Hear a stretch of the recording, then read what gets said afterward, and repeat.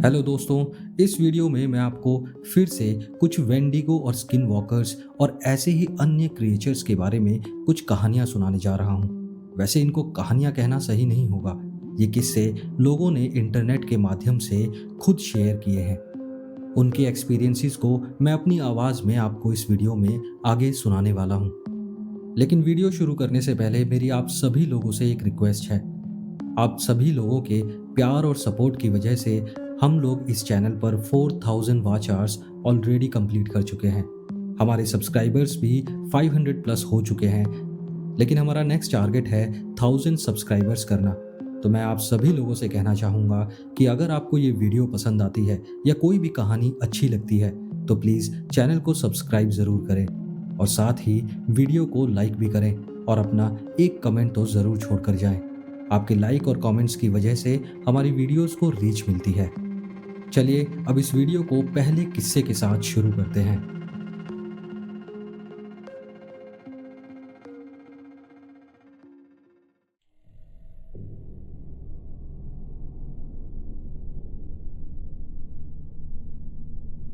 मेरे कुछ दोस्तों और मैंने न्यू मैक्सिको के ताओस में एक लंबे दिन की स्कीइंग के बाद कुछ हॉट स्प्रिंग्स को देखने का फैसला किया। मुझे पहले कभी इन हॉट स्प्रिंग्स का खुद से पता नहीं लग पाया था, लेकिन मेरा एक दोस्त जो वहाँ पहले से रहता था उसे हॉट स्प्रिंग्स का रास्ता पता था, तो हम बस उसका पीछा करने लगे। हम हाईवे से मुड़कर एक कच्चे रास्ते पर चले गए जिसके दोनों तरफ झाड़ियाँ और पिनियन पाइन के पेड़ थे। हम एक मोड़ से गुजरे जहाँ एक पुराना कबाड़ खाना जैसा कुछ दिखा और फिर नदी की घाटी में उतर गए। हमने रियो ग्रांडे नदी पर एक पुल पार किया। उसके बाद हमने अपनी कार पार्क की और ब्लैक रॉक हॉट स्प्रिंग्स की तरफ पैदल चलने लगे। जब हम पहली बार स्प्रिंग्स पर नीचे की तरफ पहुंचे तो वहां पहले से कुछ लोग थे, इसलिए हमें थोड़ा इंतज़ार करना पड़ा। मैं बताना भूल गया कि हमारे साथ मेरा कुत्ता कीनन भी आया था। वहां पर और लोगों के भी कुत्ते मौजूद थे, लेकिन पता नहीं क्यों उनमें से एक कुत्ता मेरे कुत्ते कीनन के प्रति आक्रामकता दिखा रहा था। इसलिए मैंने उसे अपने पास रखा ताकि अगर दूसरा कुत्ता उस पर हमला करे तो मैं बीच बचाव कर सकूं। हॉट स्प्रिंग्स पर अपनी बारी का इंतज़ार करते समय मेरा दोस्त ब्रैड इलाके को थोड़ा और एक्सप्लोर करने के लिए चला गया। उसने स्प्रिंग्स के ऊपर एक गुफा ढूंढी। जब वो वापस आया तो उसने बताया कि उसे ऐसा लगा जैसे उसने एक काली बिल्ली गुफा से कूदते हुए झाड़ियों में भागते हुए देखी। मुझे ये थोड़ा अजीब लगा क्योंकि हम शहर से काफ़ी दूर थे और यहाँ की गुफाओं या जंगलों में बिल्ली का होना बहुत ही रेयर था। इसके बाद हॉट स्प्रिंग्स में जो अन्य समूह थे उसके लोग वहाँ से चले गए तो हमारा समूह अंदर जाने लगा। वहाँ अभी भी 3 और लोग थे और मुझे लगा शायद मेरे लिए वहाँ पर्याप्त जगह नहीं थी, इसलिए मैंने भी गुफा में जाकर एक्सप्लोर करने का फैसला किया। मैंने गुफा के मुंह में उतरते हुए महसूस किया कि वहां पर बहुत ही अजीब सी गंध आ रही थी। गुफा संकरी और गीली थी, जिससे मुझे नीचे उतरते समय बार बार फिसलना पड़ रहा था। कीनन भी मेरे साथ आया था, लेकिन पता नहीं क्यों गुफा में आने से वो डर रहा था, इसलिए मैंने उसे प्रवेश द्वार पर ही छोड़ दिया था। लेकिन मैं अब गुफा के अंदर उसे प्रवेश द्वार पर रोते हुए सुन सकता था। मैं शायद केवल 30 से 40 गज अंदर आया था जब मैं एक ऐसे मोड़ पर आया जो एक पुराने खदान के शाफ्ट की तरह लग रहा था, जो बाईं ओर लकड़ी से मजबूती से घिरा हुआ था। मुझे थोड़ी घबराहट महसूस होने लगी और मैं कीनन को और इंतज़ार नहीं कराना चाहता था, इसलिए मैं बाहर निकलने के लिए वापस जाने लगा। बाहर निकलते समय मेरा सर कई बार गुफा में टकराया था। जब मैं अंत में बाहर आया तो कीनन मुझे देखकर बहुत खुश हुआ। मैंने उसका सर थपथपाया, उसका पट्टा फिर से हार्नेस में लगाया, उसे हॉट स्प्रिंग से कुछ फीट दूर एक चट्टान से बांध दिया, अपनी शर्ट और शॉर्ट्स उतारे और अपने बॉक्सर्स के साथ पानी में घुस गया। कुछ समय बाद एक और जोड़ा हमारे साथ जुड़ गया और हम सभी बातचीत करते हुए एक दूसरे को जानने लगे। थोड़ी देर बाद हमारे समूह की एक लड़की बाहर निकली और कपड़े पहनने लगी। कुछ पलों बाद उसने और हमारे समूह की एक और लड़की ने जोर से कहा कि कीनन अभी अभी उसी गुफा में गया था। मैंने जल्दी से देखा और कीनन को उसी चट्टान पर बंधा पाया जहां मैंने उसे छोड़ा था। हालांकि वो लड़कियां वहां से कीनन को नहीं देख पा रही थीं, लेकिन उन्होंने जोर दिया कि उन्होंने अभी अभी एक बड़ा काला कुत्ता गुफा में जाते हुए देखा था। कीनन काला है और वो केवल 6 महीने का है, लेकिन पहले से ही 40 से 50 पाउंड का हो चुका है, क्योंकि वो जर्मन शेफर्ड और ब्लू हीलर का मिश्रण है। मैंने ब्रैड से पूछा कि उस बिल्ली का क्या रंग था, और उसने फिर से कहा कि वो काली बिल्ली थी। हमने इसे वही पुरानी बिल्ली मान लिया और इस बात को वहीं छोड़ दिया।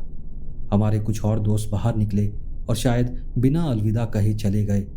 थोड़ी देर बाद अंधेरा होने लगा तो ब्रैड और मैंने बाहर निकलने और कारों की ओर लौटने का फैसला किया। हमने अपने कपड़े पहने और चट्टानी घाटी से ऊपर और बाहर की ओर बढ़ने लगे।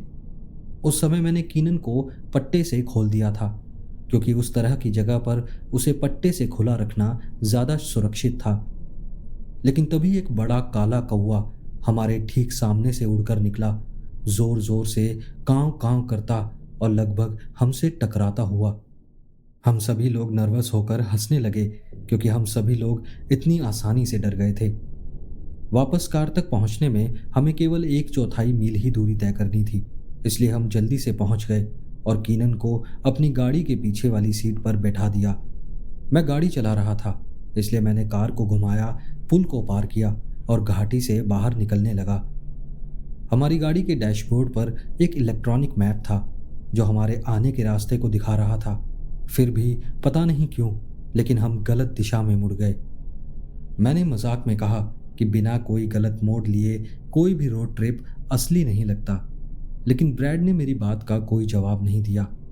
वो बस अपने फ़ोन पर दिशा निर्देश प्राप्त करने की कोशिश कर रहा था, लेकिन वहाँ कोई नेटवर्क नहीं था। इसलिए हमने गाड़ी वहीं रोककर कागज़ के नक्शे पर रास्ता ढूंढने लगे। तभी कीनन पिछली सीट पर गुर्राने लगा।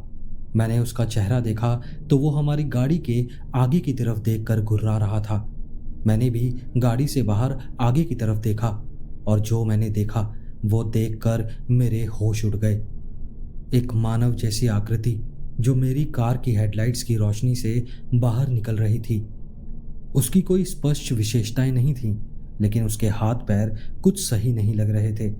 उसके पैर पीछे की ओर मुड़े हुए लग रहे थे, जैसे कुत्ते के पैर होते हैं, और उसके हाथ भी बहुत नीचे लटके हुए थे, जिनमें लंबे नुकीले काले पंजे थे। कीनन अब भयंकर रूप से भौंक रहा था, और वो विंडशील्ड के जितना करीब हो सकता था उतना पास जाने की कोशिश कर रहा था। उस आकृति को देखकर मुझे कुछ सही नहीं लगा। मैंने कार को रिवर्स में डाल दिया और तेजी से पीछे की ओर चलने लगा। फिर एक मोड़ पर कार को घुमाया और ड्राइव मोड में डाल दिया। मैं उस रास्ते पर अपनी गाड़ी को हर गड्ढे और हर पत्थर से टकराते हुए दौड़ा रहा था, क्योंकि वो आकृति ठीक हमारी कार के पीछे तेजी से आ रही थी। अचानक एक कायोटे सड़क पर हमारे सामने आ गया। मैंने ब्रेक मारी और कार को रोक लिया। जल्दी से मैंने पीछे की ओर देखा, लेकिन वहाँ कोई नहीं था। फिर मैंने अपने सामने की तरफ देखा, वहाँ भी कोई नहीं था, ना वो काली आकृति और ना ही कायोटे। आगे पीछे कोई भी नहीं था। मैंने फिर से गाड़ी चलानी शुरू की और आखिरकार हम घाटी से बाहर निकलने में कामयाब हो गए और मुख्य सड़क पर आ गए। बाहर घना अंधेरा था और रेगिस्तान के इस अंधेरे और बीहड़ इलाके में ड्राइव करना थोड़ा कठिन था। करीब 30 मिनट बाद हम आखिरकार अपने एयरबीएनबी के कीचड़ भरे पार्किंग लॉट में पहुंचे, जो शहर के बाहर था। हम जल्दी से अंदर भागे और दरवाज़ा बंद कर लिया। हम विश्वास नहीं कर पा रहे थे कि अभी अभी हमारे साथ क्या हुआ था। लेकिन तभी कीनन ने लिविंग रूम में इधर उधर घूमना शुरू कर दिया और दरवाजे की ओर गुर्राते और भौंकते हुए उसके पीठ के बाल खड़े हो गए थे। फिर दरवाजे पर एक टैप टैप की आवाज़ आने लगी। मैंने दरवाजे के होल से झांक कर देखा, लेकिन वहाँ कोई नहीं था। कीनन फिर से किचन में दौड़ता हुआ गया, पर्दों पर पंजे मारते हुए जोर जोर से भौंकने लगा। धीरे धीरे एक गहरी सांस लेते हुए मैंने पर्दा खींचने के लिए हाथ बढ़ाया, लेकिन तभी कीनन ने उछलकर मेरे हाथ को अपने मुंह में पकड़ लिया। मुझे पर्दा पूरी तरह से खोलने से रोक दिया। मैं उसे शांत कराने की कोशिश कर ही रहा था कि मुझे फिर से वही आवाज़ आई, ठक ठक। ब्रैड ने फायरप्लेस के पास से लोहे की रॉड उठाई और पर्दा खींच दिया, लेकिन इस बार भी वहां कुछ भी नहीं था। लेकिन तभी छत पर एक जोरदार आवाज सुनाई दी, जैसे कोई भारी चीज छत पर दौड़ रही हो। यहां तक कि हल्की धूल छत से गिरने लगी थी। मैंने छत पर ऊपर लगे स्काईलाइट से देखा और वहां वही था जो हमें रास्ते में मिला था। वो हमें घूर रहा था। उसकी आंखें इतनी काली थीं कि उनमें कुछ भी नजर नहीं आ रहा था। उसकी शक्ल इंसान की तरह थी, लेकिन नाक नहीं थी और होठों के पास सिर्फ एक पतली सी लकीर थी। वो अपने ऊपरी होंठ को पीछे की ओर खींचकर अपने नुकीले दांतों को दिखा रहा था और एक धीमी सी फुफकार की आवाज निकाल रहा था। वो ऊपर से शीशे के पार हमें देख पा रहा था। मेरा दिल इतनी तेजी से धड़क रहा था कि मानो सीने से बाहर आ जाएगा। अचानक से राहत की सांस तब आई जब हमने सामने की तरफ हेडलाइट्स आती देखी। ये हमारे वही दोस्त थे जो हॉट स्प्रिंग से जल्दी निकलकर डिनर के लिए चले गए थे। उनके अंदर आते ही हमने उन्हें पूरी घटना के बारे में बताया। पहले तो उन्हें यकीन नहीं हुआ, लेकिन तभी फिर से ठक ठक की आवाज़ सुनाई दी। पूरी रात ऐसा ही चलता रहा। कीनन पूरे घर में दौड़ता, भौंकता और गुर्राता रहा। वो ठक ठक की आवाज़ मानो कभी ख़त्म ही नहीं हो रही थी। हम सब थक कर निढाल हो गए और कब नींद में चले गए हमें पता ही नहीं चला। सुबह जब हम उठे तो हमने बाहर जाकर जो देखा वो देखकर हमारी रूह कांप गई थी। चारों ओर ताज़ी मिट्टी के अजीबोगरीब निशान थे। वहाँ अलग अलग प्रकार के पैरों के निशान थे, जिनमें बकरी जैसे खुर के निशान थे। कुछ बड़े पक्षी जैसे पंजे और कुत्ते जैसे पैरों के निशान थे, लेकिन कुछ निशानों में पंजों के नाखून नहीं थे। कुछ निशान बिल्ली जैसे दिख रहे थे। हमने जल्दी से अपना सामान पैक किया और वहाँ से निकल गए। मुझे नहीं पता कि मेरे दोस्त वहाँ वापस जाएंगे या नहीं, लेकिन मुझे पूरा यकीन है कि मैं उस हॉट स्प्रिंग्स की तरफ दोबारा कदम नहीं रखने वाला हूँ।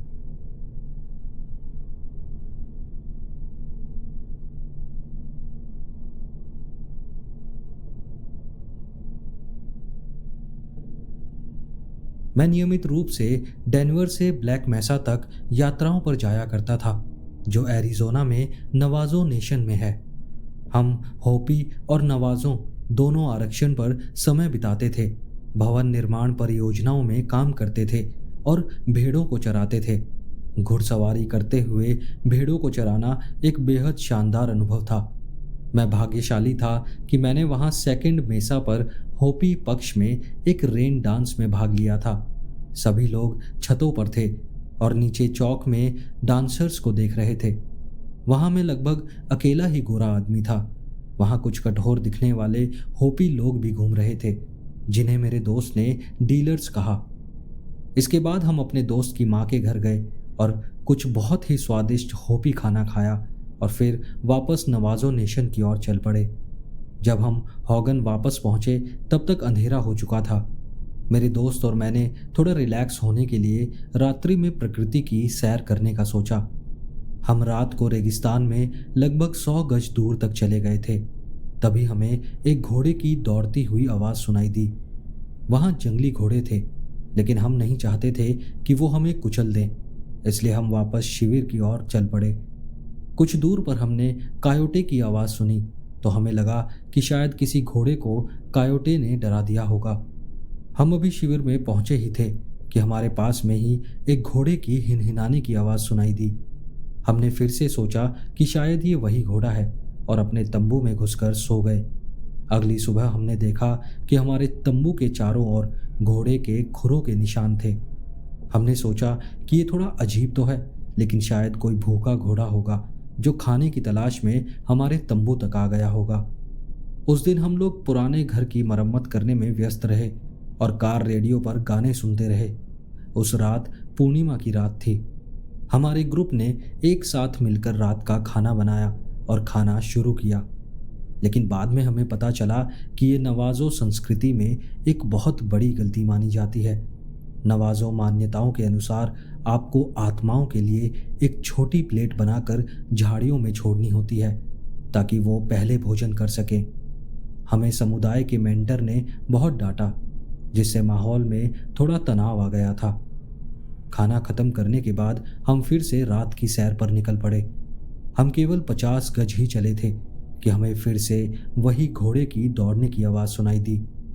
इस बार हमने सोचा कि शायद इस घोड़े को देखना दिलचस्प होगा।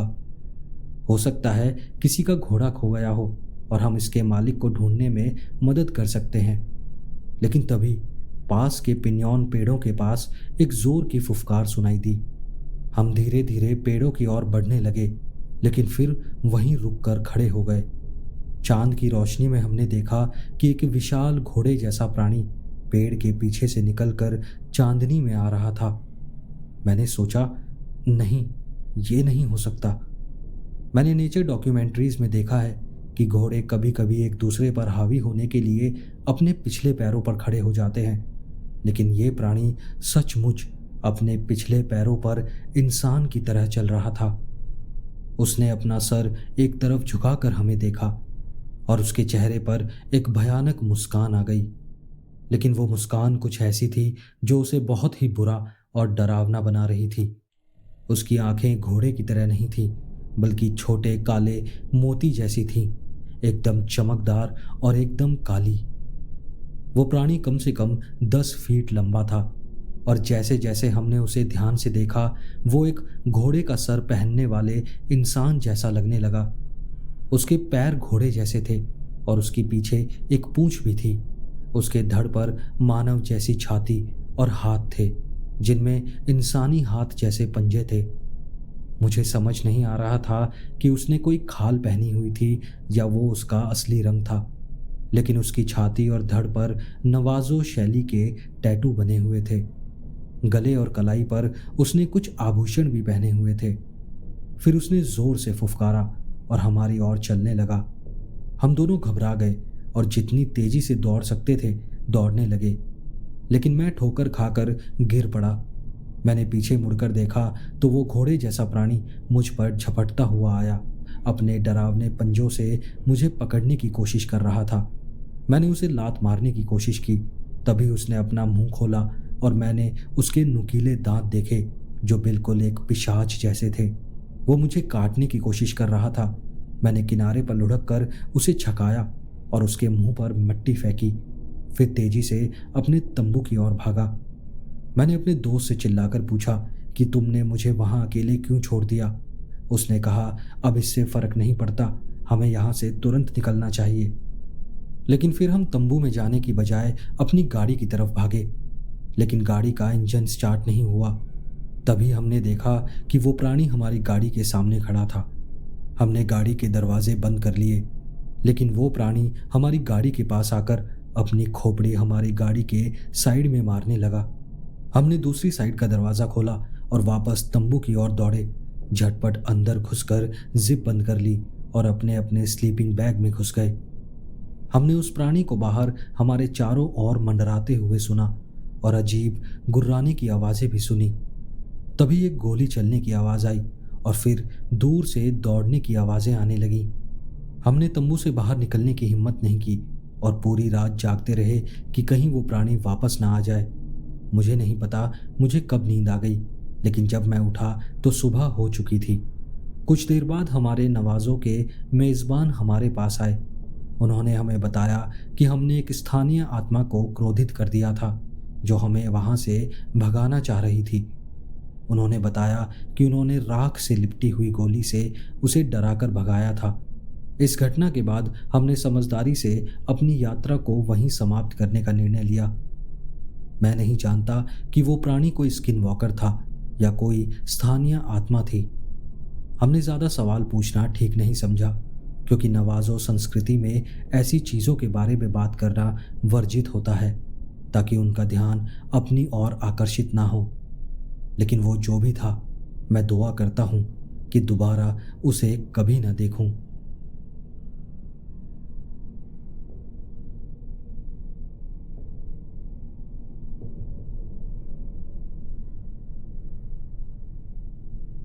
मेरा दोस्त और मैं रॉकी माउंटेन नेशनल पार्क के इलाके में हाइकिंग के लिए निकले थे।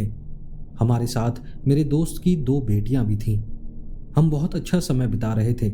हालांकि लड़कियां बार बार मिट्टी में खेलने के लिए रुकने की जिद कर रही थीं। रास्ता थोड़ा बर्फीला था, इसलिए मुझे उनमें से सबसे छोटी बेटी को कंधों पर उठाना पड़ा और एक बार तो मैं लगभग फिसल ही गया था, जो कि एक भयानक हादसा हो सकता था। लेकिन सौभाग्य से ऐसा कुछ नहीं हुआ। हमें लगा कि अब सूरज ढलने वाला है, इसलिए हमने वापसी का रास्ता पकड़ा। मेरा ध्यान लगातार चारों ओर घूम रहा था, क्योंकि उस इलाके में कूपर्स यानी बड़ी जंगली बिल्लियां बहुत आम थीं। और आखिरकार हमारे साथ दो छोटी बच्चियां भी थीं।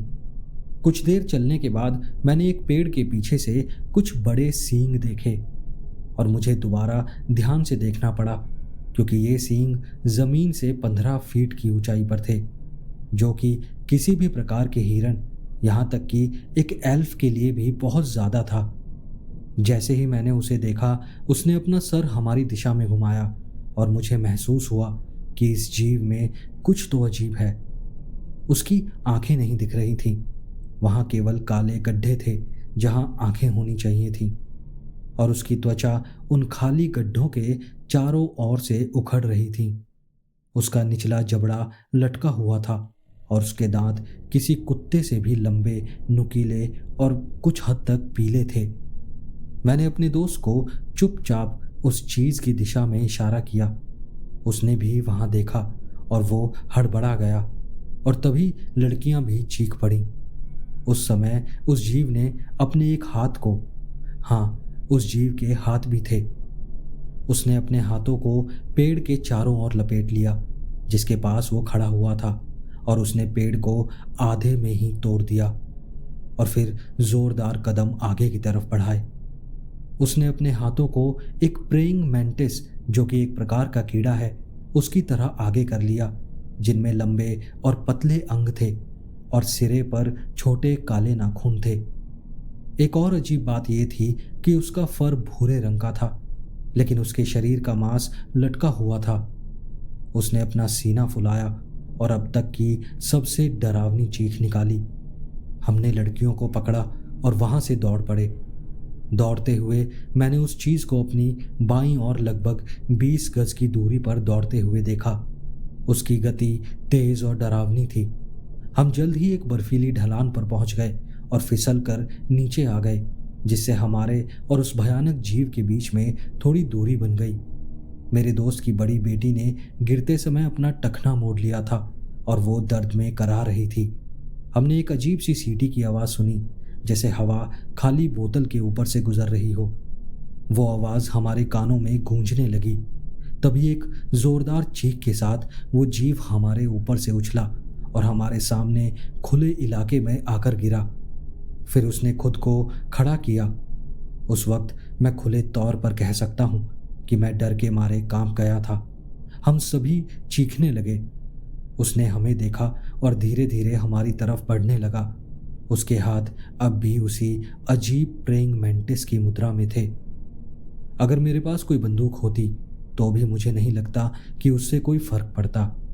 ये जीव कम से कम 400 से 500 पाउंड का था और एक सच्चे शिकारी जैसा लग रहा था। उसने एक धीमी और गहरी आवाज़ निकाली, जिससे मुझे ऐसा लगा कि मैं डर के मारे वहीं जम गया हूँ। ऐसा कहा जाता है कि बड़े शिकारियों की ऐसी आवाज़ शिकार को असहाय बना देती है, और वहाँ वाकई ऐसा ही लग रहा था। वो हमारे बिल्कुल पास आ गया था और मैं उसकी गंध से उल्टी ही करने वाला था। वो हमारे चारों ओर की हवा को सूंघ रहा था, लेकिन हम में से कोई भी हिल नहीं पा रहा था। हम सभी डर के मारे जम गए थे, ना तो हिल पा रहे थे और ना ही कोई आवाज़ निकाल पा रहे थे। यहाँ तक कि हम ढंग से सांस भी नहीं ले पा रहे थे। उसने अपनी लंबी उंगली को मेरे दोस्त की सबसे छोटी बेटी की ओर बढ़ाया और मुझे लगा जैसे मैंने उसे परफेक्ट कहते हुए सुना। उसी पल मेरे दोस्त में अचानक हिम्मत आई और उसने उस जीव के सींग को पकड़कर खींच लिया, जिससे उसका एक सींग टूट गया। मैंने लड़कियों को पकड़ा और हम उस जीव से बचते हुए किनारे की ओर भागने लगे। हमने अपनी गाड़ी की ओर दौड़ लगाई, जो अब पास में ही थी। हम सभी गाड़ी में बैठ गए और मैंने इंजन चालू करने की कोशिश की, लेकिन मुझे कुछ याद आया कि गाड़ी पार्क मोड में थी। मैंने गाड़ी को गियर में डाला और वहां से तेजी से निकल गया। दोनों लड़कियां रो रही थीं और सच कहूं तो मैं भी रोना चाहता था। हम सभी लोग घर पहुंचे और 911 को कॉल किया, लेकिन किसी ने हमारी बात पर यकीन नहीं किया। ये घटना अब भी मेरे दिमाग में बसी है। हालांकि ये कई साल पहले की बात है, लेकिन वो जो भी चीज़ थी, मैं ये पक्का कह सकता हूँ कि वो कोई हिरन नहीं था, ना ही कोई और जानवर था। भगवान जाने वो था क्या।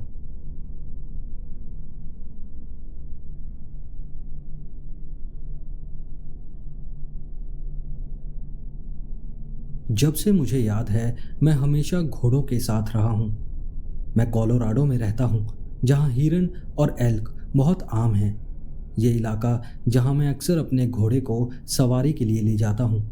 वहाँ मैंने हमेशा अपने घोड़ों को ग्रामीण क्षेत्रों के पास वाले अस्तबल में रखा है, जहाँ बहुत कम गाड़ियाँ होती हैं। मैं अक्सर अपने घोड़े किंग को अस्तबल के पीछे के बड़े खेतों में सूर्यास्त के समय की सवारी पर ले जाता हूँ। घुड़सवारी के दौरान ये बहुत आम बात थी कि मैं छोटे हिरणों और एल्क को खेतों के उस पार की सड़कों पर या कभी कभी उसी खेत में हमारे साथ दौड़ते हुए देखता था। इसमें कुछ भी असामान्य नहीं था, बस शाम का आम नज़ारा था, जिसमें कायोटे और लाल लोमड़ियां भी शामिल थीं। सच कहूं तो मैं लंबे समय से स्किन वॉकर, वेंडिगो और विभिन्न अन्य रहस्यमयी प्राणियों के मिथकों में रुचि रखता था, पर मैंने कभी उन पर वास्तव में विश्वास नहीं किया था।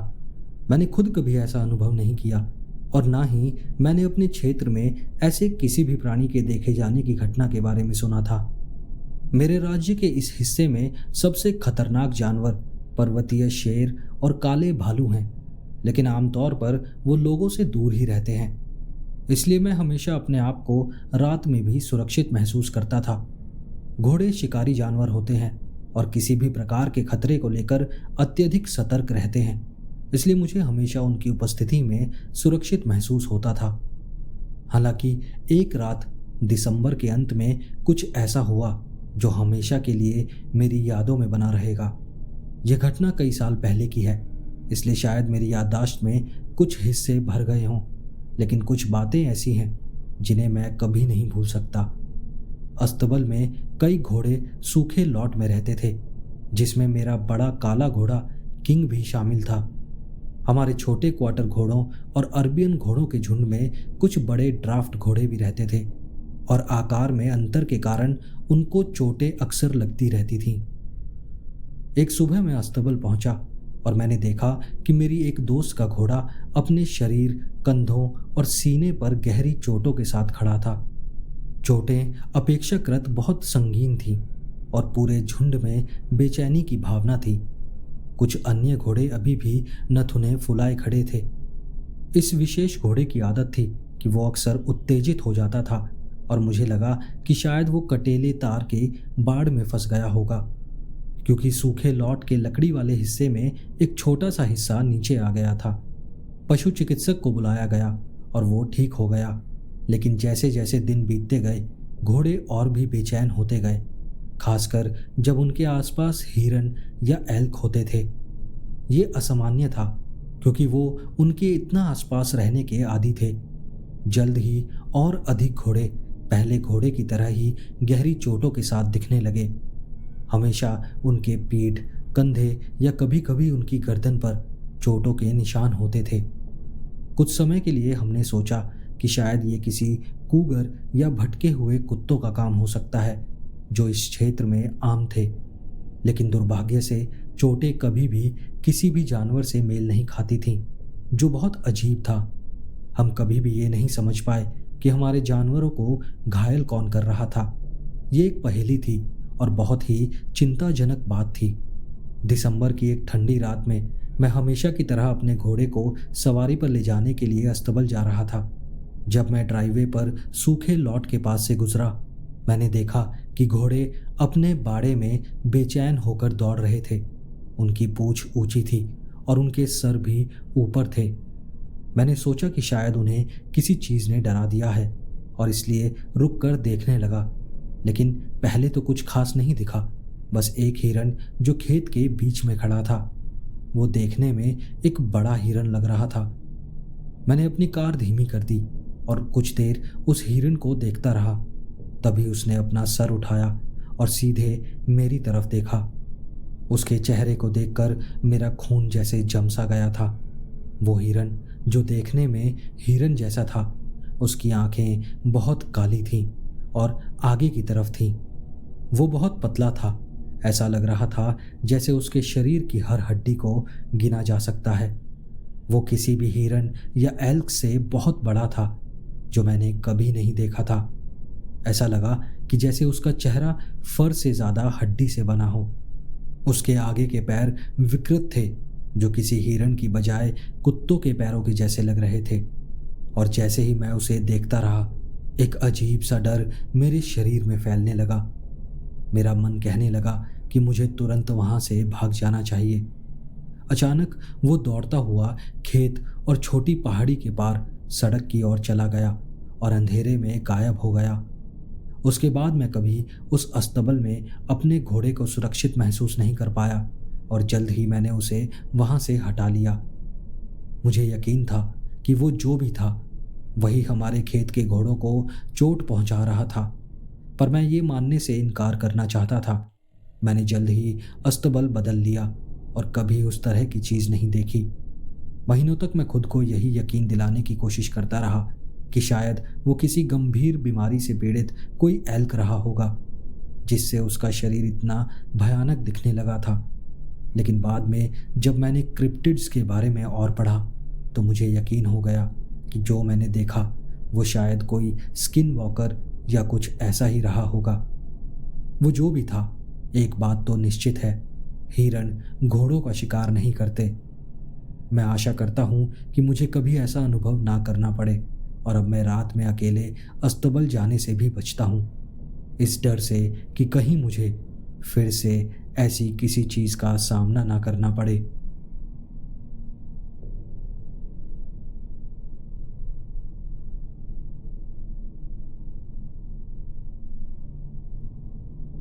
ये घटना लगभग कुछ साल पहले की है। मेरे पिताजी मुझे और मेरी भाई बहनों को जंगल में हमारे कैबिन पर ले गए। वहाँ हमने बोटिंग की, बैडमिंटन खेला और बहुत अच्छा समय बिताया। कुछ दिनों बाद हमारी यात्रा के अंत में मुझे डर लगने लगा।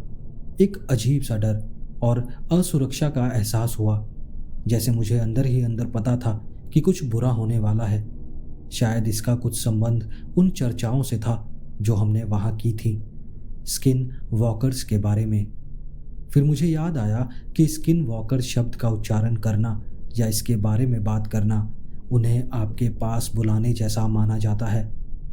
मैंने अपनी दादी को अपनी इस बेचैनी के बारे में बताया।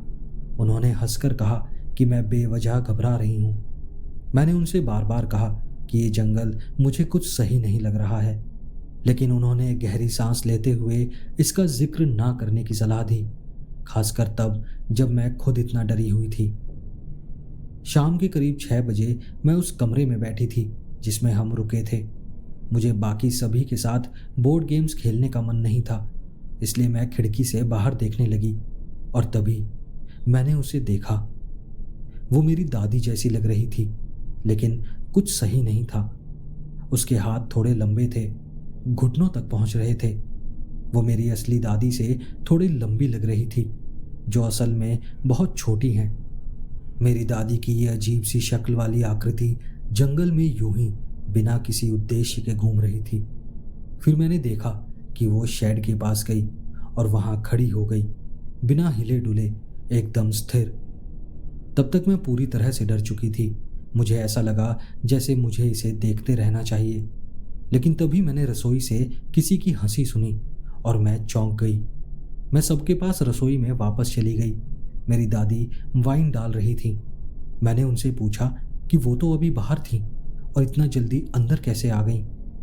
वो उलझन में मुझे देखकर बोली कि वो तो पूरे समय अंदर ही थी। अचानक मेरे ऊपर डर की एक लहर सी दौड़ गई। मैं वापस उस खिड़की की ओर भागी और बाहर देखने लगी। मेरी छोटी बहन भी उत्सुकतावश मेरे पीछे पीछे आई। जब हम दोनों खिड़की पर पहुंचे तो हमने एक आकृति को जंगल में भागते हुए देखा। हम दोनों ने सोचा कि इस बारे में बात ना करना ही बेहतर होगा, क्योंकि कोई हमारी बात पर यकीन नहीं करेगा। मुझे यकीन नहीं कि वो क्या था, लेकिन मुझे लगता है कि वो एक स्किन वॉकर ही था। मैंने उसका नाम कई बार लिया था और ऐसा लगा जैसे उसने मेरी दादी का रूप धारण करने की कोशिश की थी, लेकिन फिर भी वो सही तरीके से नहीं कर पाया था। ये पहली बार है जब मैं ये कहानी बता रही हूँ। मुझे लोग पागल समझ सकते हैं, लेकिन मैं उस कैबिन में वापस जाने का प्लान बना रही हूँ। मैं ये पता लगाना चाहती हूँ कि वो क्या था। मैं तो अपने परिवार को वहाँ कैमरा लगाने के लिए भी मनाने की कोशिश करूँगी, ताकि मुझे उसका सामना करने की ज़रूरत ना पड़े और वो सिर्फ कैमरे में ही कैद हो जाए। लेकिन एक बात मैं अच्छे से समझ गई हूँ, जंगल के बीच में स्किन वॉकर शब्द को ज़ोर से कहना ठीक नहीं है।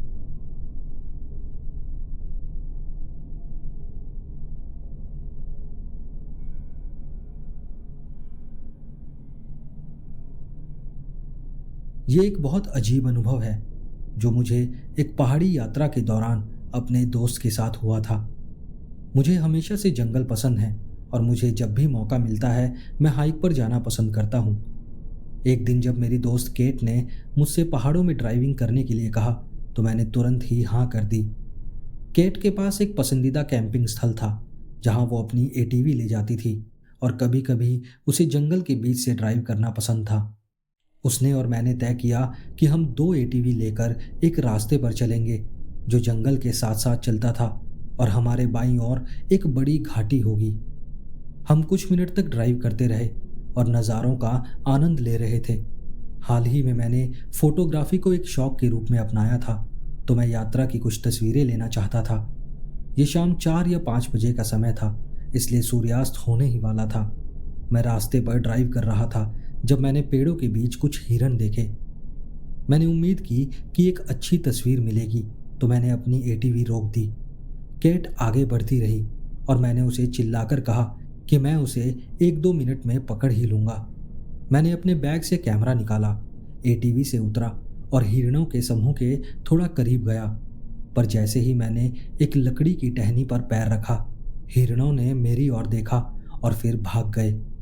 मैंने सोचा कि मुझसे ये क्या गड़बड़ हो गई। कोई बात नहीं, शायद और भी हिरन होंगे। ये सोचकर मैं वहाँ से मुड़ने लगा, लेकिन वापस मुड़ने से पहले मैंने देखा कि अभी भी एक हिरन वहाँ घास खा रहा था। मैं बिना कोई आवाज़ किए उसके थोड़ा और करीब गया।